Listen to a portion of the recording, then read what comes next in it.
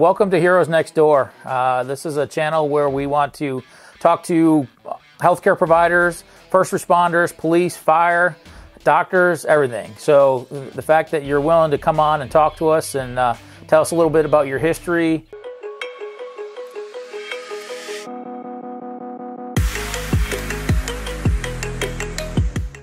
This is Ron Lockwood. Go back a number of years, you and I as friendship. But you moved away and have taken on some new adventures in your life. So I'm going to kind of turn it over to you. What I want you to do is just tell the viewers who you are. Where are you right now? Where I'm at is actually just slightly outside of Rapid City, South Dakota. I was a Pennsylvania resident and paramedic for 22 years, mostly just outside of Philadelphia in Chester County. Due to a shutdown of the flight program I worked for, I decided to take a chance. Something I've always wanted to do was to move out west. California was not my first pick, but that's where I ended up. When I arrived there, I found things to be completely different. I found medicine to be more advanced, but I had some of the best training I think I had in my entire career in the first 2-3 years of my employment there. Left California, spent 2 years in Nevada, and now I'm 5 years here in South Dakota. Working for a fairly large healthcare system that's in 3 states, working fixed wing and rotor. In North Dakota and Minnesota, we have a total of 8 aircraft, and have a great schedule, probably the best schedule I've had, in my career. I go to work, and the only drawback is the drive. I drive a little over 3 hours to get to work, but I only do it twice a month, and I come home for 9 to 10 days, and it's awesome. I'm on my 9 days off now, and I've already been fishing. I've been motorcycle riding and enjoying the time off. Very good. Thank you for your service.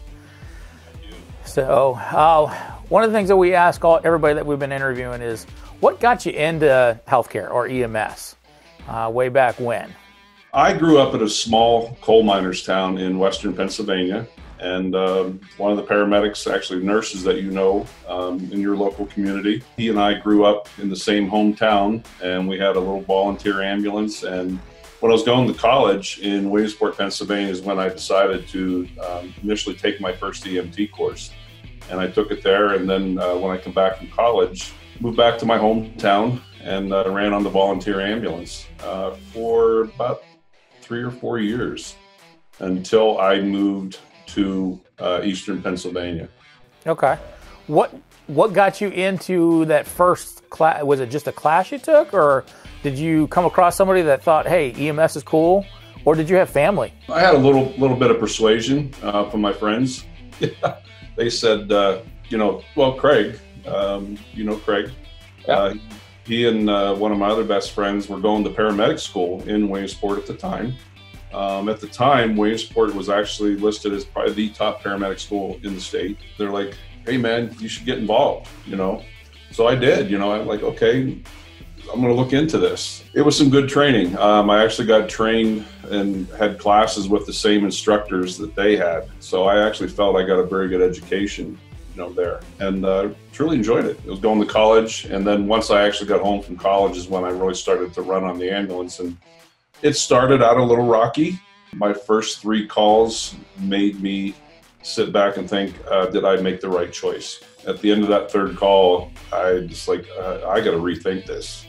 I'm not sure I'm cut out for this. 2 of them were probably 2 that kind of stick in my mind. And the 3rd one was just very, very depressing, and a very young woman that passed away, and she was a minister's wife, 8 months pregnant. And, too young, too soon, and at the time we were BLS. We didn't even know what ALS was in my community. And I think the closest one was in the next county, which was probably 40, 50 miles away.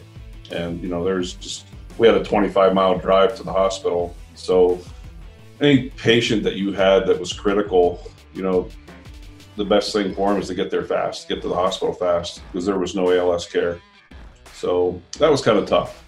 And then when I moved to the eastern side of Pennsylvania, outside of Philadelphia, Chester County, is when I really got more introduced into ALS The reason I furthered my career there was my good friend Craig. The town I lived in was a population of about 4,000 or 5,000. And he said, if you're going to make anything of your life, you need to move out of town. He actually helped me get my first job. It was as an EMT. I struggled. I moved down there. I was working at $5 an hour, working 2 other jobs at I think $3.50 and like $4 an hour, and trying to make ends meet, and then going to school full time. So that was tough. But I was destined to make it. I kind of have that in my system. If I set my mind to something, I'm going to go for it. I'm not going to give up. And I didn't. And I'm so glad I did. So you mentioned a couple of times you've been to college and you continue your education. What is your degree in?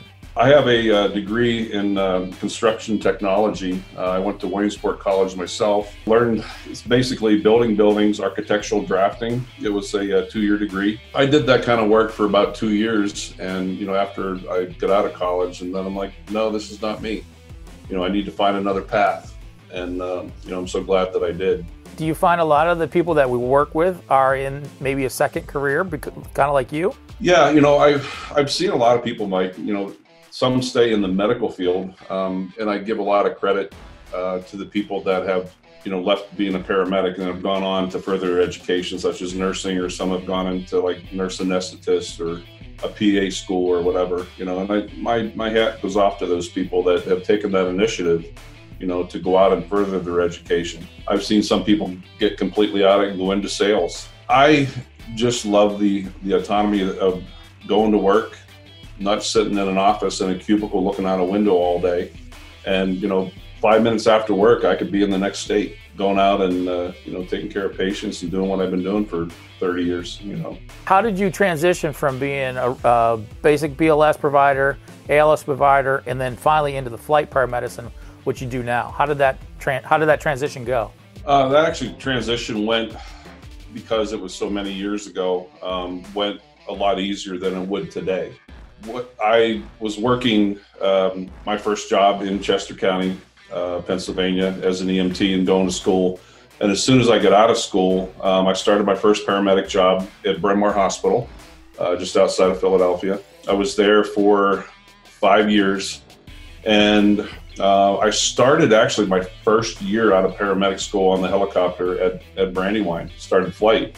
In today's society, most flight programs won't even look at you unless you have a minimum of about probably good 5 years experience. Even today, your paramedic is not enough.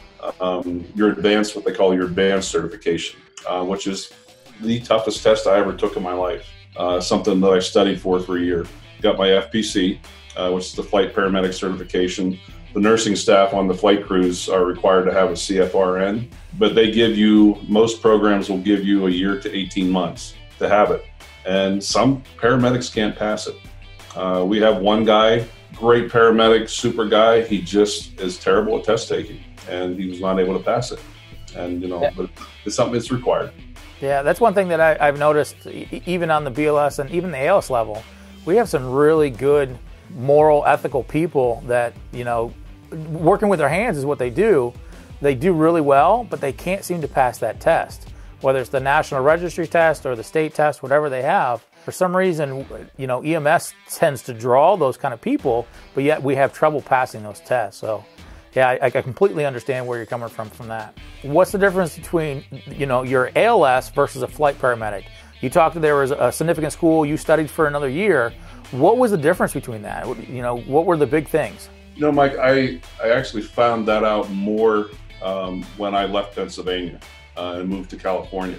The training that I received, again, like I said, in 2 years' time, it's like, oh my gosh, I never did any of this back home. I remember my first trip coming back home to visit, Pennsylvania when I was in California. And when our old medical director found out that I was, putting in chest tubes, when he found out I was doing a pericardial centesis, he's like, oh my gosh. He said I wouldn't let my paramedics do that here. But again, I had mentioned earlier, I had found healthcare, in my opinion, on the West Coast to be more advanced. And so some of the skills that I do, I'm permitted to give paralytics. I know when I left Pennsylvania, Accommodate was on a study. Again, I don't know where that is at now in Pennsylvania, but out there, it's, and I don't have to call in to ask permission. They're automatically expecting you should do this. Again, the training, the upkeep, sometimes it's a little excessive, but I feel very blessed that I've had it, and it keeps me sharp every day. Every month we have continuing education that is required that we upkeep, and we upkeep our certifications. So it's a lot. It's some days it's a little overwhelming, but again, I'm very thankful that I'm given that opportunity. Do you think the western side of the United States versus the eastern, is that because of the distance between your transports, or do you think it's just a different mentality between healthcare entities? I think it might be a little bit of a different mentality, but I will give you one example. When I first got to California, and actually not long after I left Pennsylvania, we had a patient that we did the induced hypothermia protocol. Found out in California, they had been doing it for 10 years. I had just left Pennsylvania. They were just doing a trial study, and I found different things like that. I had found, even though I had worked for a flight program in Pennsylvania, and I've actually talked to some of the other neighboring flight programs in Pennsylvania that we were all familiar with, and I asked them, I said, do you do this procedure? Are the paramedics allowed to put in chest tubes? No. Where out there, I was required. My very second call in California, I did just that. I assisted the nurse. I was still on orientation, but I assisted the nurse in a pericardial centesis and chest tube. Do you think that is starting to work its way over to the East Coast? I don't know. I've kind of lost track a little bit of things back on the East Coast. I was just back this past February. It was my first trip back in 3 years. So I'm losing track, losing some contacts. I still like to keep in touch with a few. I've lost track of just what is allowed back there. And, you would certainly know a lot more than that, than I do, being that you're current, back in Pennsylvania. But again, even here in the Dakotas, Midwestern part of the state, it's fairly similar to California as far as what I'm allowed to do out there.